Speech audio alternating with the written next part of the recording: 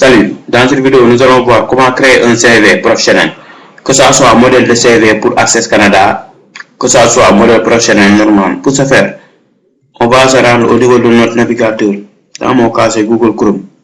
On tape modèle de CV, on appuie sur Entrée.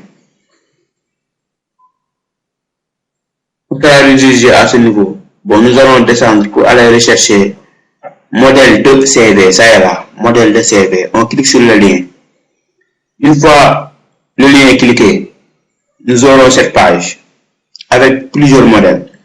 Donc, c'est à nous de vérifier le modèle qui convient à notre goût. On descend, on voit. Bon, tout ça, c'est des modèles. C'est numéroté. Si on a besoin d'autres, on appuie sur un numéro et nous serons redirigés à un modèle. Maintenant, une fois le modèle sélectionné, on clique sur le modèle. Supposons qu'on a besoin de ce modèle. Quand on clique sur ce modèle, ce qui nous intéresse, c'est la partie droite. Donc, il va présenter le modèle sous cette forme.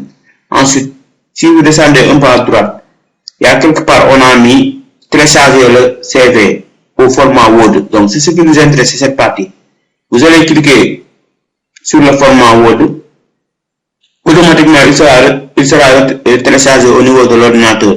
Bon, plus précisément dans le dossier téléchargement.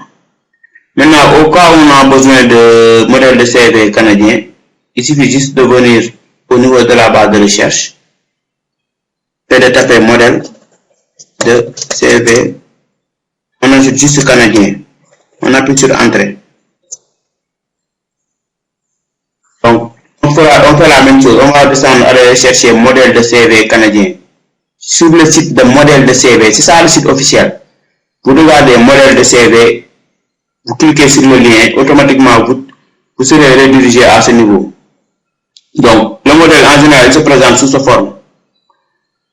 Comme d'hab, vous descendez, vous cliquez sur télécharger au format Word. Ça, c'est pour pouvoir le modifier ultérieurement. Bon, les prérequis, c'est juste d'avoir des connaissances de base sur Word, comment modifier un document, comment gérer les zones de texte et les images, etc. Donc, une fois le lien cliqué, normalement, si vous allez au niveau du dossier de téléchargement, vous allez le retrouver là-bas. Donc, quand je clique sur téléchargement, ça est là, ça se présente sous cette forme, sous format Word. Vous cliquez, vous modifiez. Merci de votre compréhension.